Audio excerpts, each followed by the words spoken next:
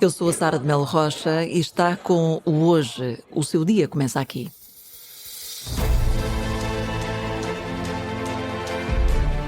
Hoje, dia 29 de julho de 2026, o que se passa na Ucrânia, o embate entre a velha guarda soviética e a nova geração.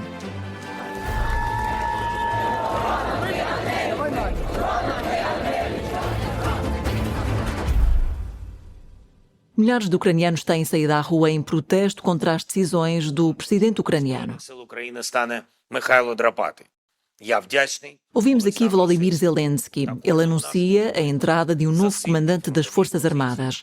À primeira vista, parece apenas mais uma remodelação na liderança militar de uma guerra que dura há mais de 4 anos. Mas é muito mais do que isso.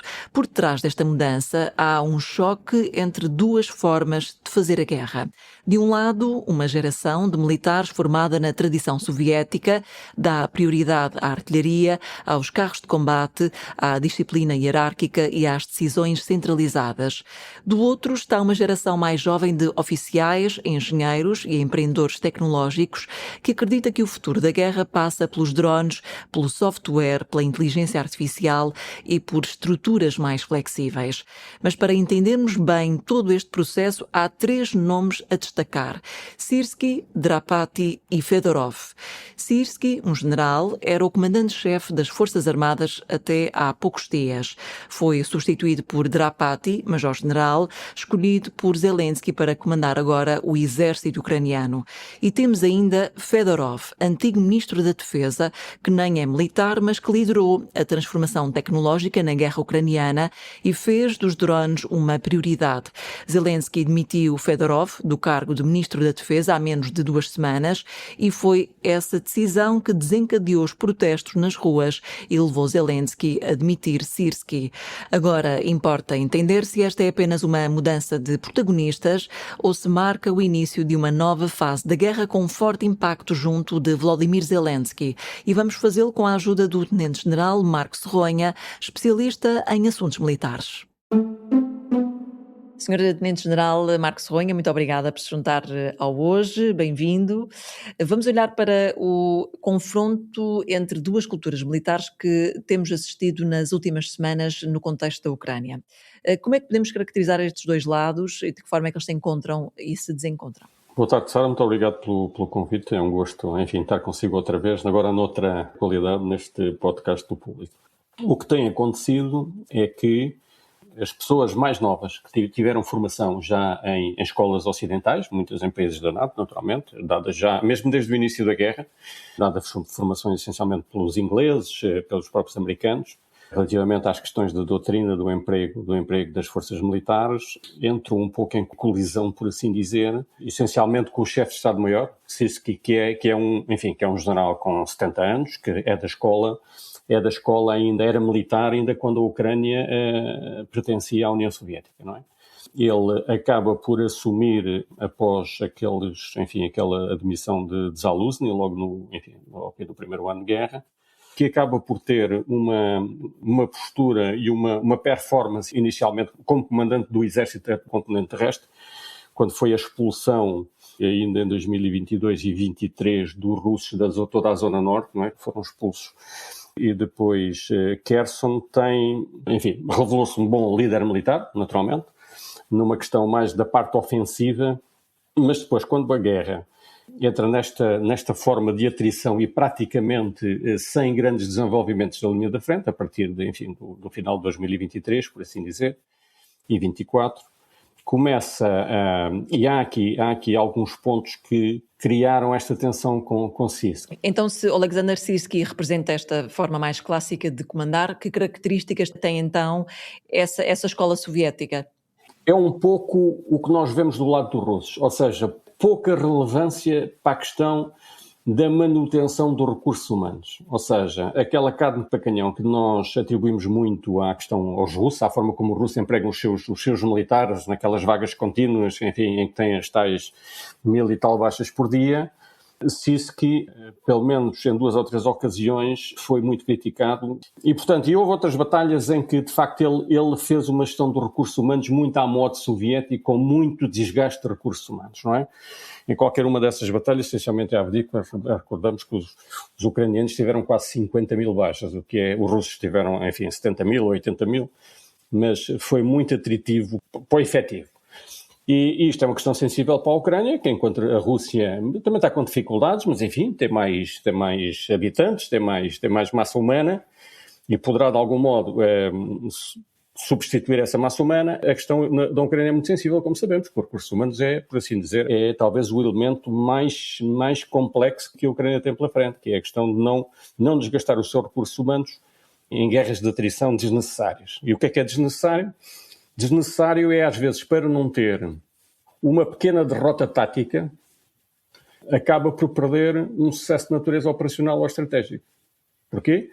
Porque por falta de uma perspectiva relativamente à utilização do recurso. Quando eu agora falo em recursos humanos, é essencialmente as forças militares que têm disponível, das unidades militares. E depois tem outra coisa. O sistema soviético é muito ortodoxo sob o ponto de vista do comando e controle. Ou seja, não há discussão, nem há liberdade de ação para o emprego das forças militares e para a aplicação da doutrina. Portanto, os comandantes dos escalões mais baixos praticamente não têm a liberdade de ação para conduzir as coisas com algum grau, enfim, de flexibilidade, inteligência e de aplicação porque as doutrinas táticas não são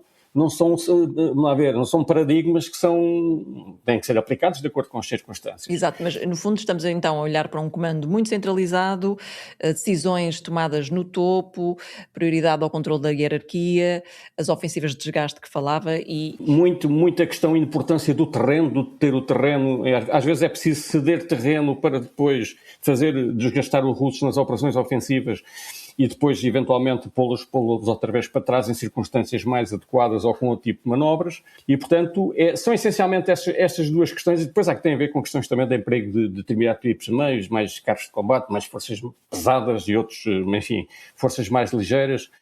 Mas, essencialmente, tem a ver com a flexibilidade do comando e controle, onde a escola ocidental dá muita flexibilidade aos escalões mais baixos. Têm uma missão e a forma de a cumprirem é como quiserem, quase. Olhando agora então para a nova geração e por oposição à escola soviética, como é que podemos caracterizar esta geração que é completamente diferente? Pronto, esta geração, essencialmente, porque é que isto torna-se agora mais sensível? Porque muitos desses oficiais generais, do qual o chefe de Estado-Maior, o novo, foram fazendo ao longo dos últimos 5 anos a sua carreira, desde coronéis ou tenentes-coronéis até chegarem, no caso dele, a major-general, e agora a general. E, portanto, essa geração foi subindo na carreira e vai havendo, a partir daí, quando já desempenham cargos de maior responsabilidade, comandantes já de grandes unidades táticas e de frentes e de organizações, da organização militar ucraniana desse tipo, começa a haver um choque muito maior com o chefe de Estado-Maior. E, portanto, esse choque começou-se a dar e, de algum modo, enquanto do antecedente, talvez o governo fosse não tão sensível a esta questão, o que é certo é que chegou-se a uma conclusão que é a seguinte. Sob o ponto de vista estratégico, não só a questão da tecnologia, mas a forma como vai ser conduzida a guerra. Aquilo que nós podemos começar a falar, o princípio do fim da guerra, não é? Estamos a entrar no princípio do fim da guerra, é uma questão muito sensível, porque a Ucrânia não tem recursos humanos e tem que conduzir as operações militares em 2 direções estratégicas fundamentais. Uma é tentar manter o máximo possível a linha da frente, criando a atrição aos russos, mas evitar envolver-se em manobras de atrição que levem a grande desgaste das pessoas, que são praticamente, nesta fase, praticamente insubstituíveis. A Ucrânia não tem muitos recursos humanos para substituir as baixas da linha da frente, portanto, proteger-se, mas tentar manter a linha da frente. E utilizar este mecanismo do combate em profundidade, com os diversos tipos de tecnologias, drones e mísseis, e aí alcançar resultados estratégicos, essencialmente fazendo colapsar o sistema logístico russo. E para esta fase da guerra não há dúvida nenhuma, eu estou perfeitamente convicto disso. É preciso um ministro com estas características, um ministro da Defesa, ou enfim, pode ser este, pode ser outro, mas tem que ser virado para esta questão da tecnologia e da liberdade de ação às Forças Armadas, e os comandantes militares têm que ter, de facto, esta flexibilidade de poderem cumprir as suas missões táticas com flexibilidade e tentando preservar ao máximo os seus recursos humanos. É evidente cumprir as missões, naturalmente. Talvez a Sirski tenha sido importante ao princípio, era uma pessoa muito conceituada, enfim, muito disciplinador, enfim, era preciso também as Forças Armadas ucranianas, até aquele golpe de asa que deram no início da guerra, toda a gente tinha muitas dúvidas que conseguissem ter a performance que têm hoje, não é? Eram muito organizadas, eu trabalhei com os ucranianos durante muito tempo, e enfim, não era fácil. Então vamos olhar para Fedorov. Acho que também seria bom, talvez, fazer aqui um perfil deste personagem que acabou por ser central neste contexto. Estamos a falar de alguém que é mais jovem, mas não é bem aqui a questão de ser jovem, é alguém cuja carreira foi construída já nesta guerra moderna. E isso é interessante porque ele acaba por, pelo que nós conseguimos entender, transformou-se numa espécie de símbolo da transformação tecnológica da guerra. É ele que impulsionou os drones mais baratos, produzidos em massa, software, a digitalização. A questão da própria economia de defesa, da integração das diversas tecnologias poderem ser acopladas para atingir objetivos específicos, não é? Ele aí também deu uma grande, enfim, teve uma liderança importante nesse processo. Aliás, os ucranianos já mostraram que querem ter Fedorov de volta, ou seja, eles não estão a manifestar-se necessariamente só por uma pessoa, mas sentem que a visão tecnológica, se calhar, da guerra estaria a perder influência. Como é que vê a evolução deste processo, tendo em conta que Volodymyr Zelensky também tem tido dificuldade em gerir estas pastas? Claro, porque Fedorov fez outra coisa que mexeu um pouco com o establishment, foi os mecanismos de aquisição dos equipamentos militares e da produção e das compras, não é? É que nós sabemos que, enfim, a Ucrânia é sempre preciso ter muito controle sobre os processos que envolvam aquisições e grandes montantes financeiros. E Fedorov alterou, e foi daí também um dos pontos de choque com as Forças Armadas, alterou os processos de aquisição, ou seja, fez as aquisições de forma mais centralizadas, sob o ponto de vista económico, mais racionais e mais eficientes. As coisas são compradas de acordo com os preços e, enfim, tentar otimizar os preços e não não pôr milhões para cima da guerra. Portanto, ele não é partidário desse tipo de coisa, o dinheiro tem que ser bem gasto e ele pô-lo a ser gasto fora daquilo que é os mecanismos normalmente, como é que ele estava a ser gasto, não é? Essencialmente, dando dinheiro àquelas startups e àquelas empresas pequeninas, que tudo aquilo são empresas muito pequenas, não é? Como sabemos, que não têm a dimensão das empresas ocidentais, embora produzam muito mais do que algumas. E, portanto, o que ele fez foi dar essencialmente investimento ao cabo e ao resto nessas empresas, nessas startups e nessas empresas, algumas como a Firepoint, já mais robustas, naturalmente, que até algumas já estão a vender para o mercado internacional, e fugir um pouco àquilo que era o sistema de comprar carros de combate e munições de artilharia. Não quer dizer que elas não sejam precisas. E aqui também houve um pequeno choque, porque quando tem que haver prioridades, o dinheiro não chega para tudo, não é? E, portanto, às vezes é preciso optar. E Fedorov era da opção, que a opção era investir nas novas tecnologias que fossem capazes de perturbar a retaguarda russa. Ao contrário de Sirski, queria essencialmente fogo para a linha da frente. Também tem alguma razão, naturalmente, mas dizia-se que não podia viver sem artilharia, sem os carros de combate, sem as munições dos carros de combate, os mísseis terrestres, aquelas coisas e tal. E, portanto, o que Fedorov fez foi, mas em plataformas minimalistas para a linha da frente e investir essencialmente nos sistemas de longo alcance.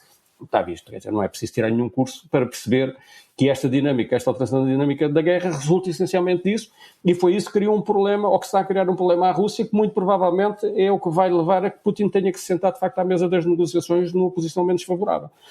E, portanto, é uma questão de visão estratégica fora daquilo que era a tal visão soviética, que a guerra ganha-se ali na linha da frente e quanto mais russos a gente matar, mesmo que morram muitos nossos, é assim que deve ser. Bom, e não é assim que pode ser, nem é assim que vai ser. E, portanto, essa é outra das razões, ou seja, do ponto de vista político é a tecnologia, mas também a alteração dos mecanismos de procurement, das compras do material militar, que ele baralhou ali um pouco o esquema que estava montado e que estava instalado, e isso também trouxe choques com a hierarquia militar de topo, e se calhar com outras organizações também do sistema político. E eventualmente também com Zelensky. Ele permanece muito obcecado com a sua popularidade. Eu digo isto porque todo este processo de entrada de ministro, saída de ministro, mudanças ministeriais, acabam por vir em resposta a protestos, a críticas. Porquê é que Volodymyr Zelensky se mantém tão focado neste tema da sua popularidade? A popularidade de Zelensky é uma coisa importante, porque Zelensky é o alvo central dos russos. Porque Zelensky, às vezes, parece não ter até grandes competências do ponto de vista político para a gestão interna, não é? Mas sob o ponto de vista da gestão internacional, se calhar, é um dos melhores líderes políticos europeus, sobre isso não tenho dúvida. Era bom que nós tivéssemos um líder político europeu como é Zelensky, não é? Que conseguisse movimentar todo este mundo atrás dele quando ele julga que é necessário. É evidente que há a questão depois política, enfim, da manutenção do cargo, isso, enfim, é o que é. Agora, eu julgo que Fedorov também tem que perceber uma coisa. Fedorov tem que ter aqui algum grau de humildade e não levar a sua arrogância ao limite de prejudicar a Ucrânia em termos do seu desempenho militar. Sabemos que ele é um jovem, tem 35 anos, não é? E de repente viu-se aqui com um leverage, enfim, em termos de poder e de apoio essencialmente da juventude ucraniana.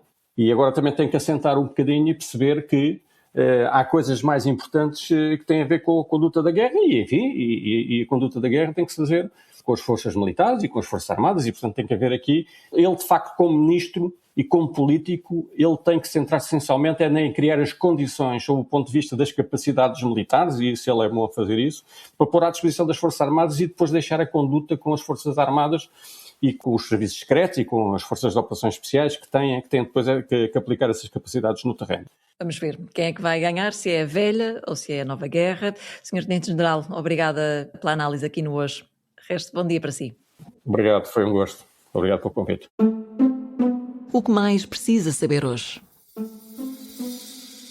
O prazo para a Air France, KLM e Lufthansa entregarem as propostas vinculativas pela TAP termina esta quarta-feira. O governo quer alienar até 49,9% do capital da companhia, 44,9% serão para um investidor de referência e até 5% reservado para trabalhadores. Os critérios são preço, plano industrial, a conectividade e a capacidade financeira do comprador. Também esta quarta-feira, as principais empresas portuguesas apresentam os resultados do primeiro semestre. E para fechar a manchete do Público, ontem ficámos a saber que o Governo assinou o acordo de cooperação que vai permitir a devolução do Hospital de São João da Madeira à Misericórdia Local, mas o Público revela esta manhã que há outros 3 hospitais que vão ser devolvidos: Vila do Conde, Pombal e Saia. Por hoje é tudo. Eu sou a Sara de Melo Rocha, estou de volta amanhã. A banda sonora original é da Margarida Adão, a sonoplastia é do Tiago Orato. Tenha um resto de bom dia.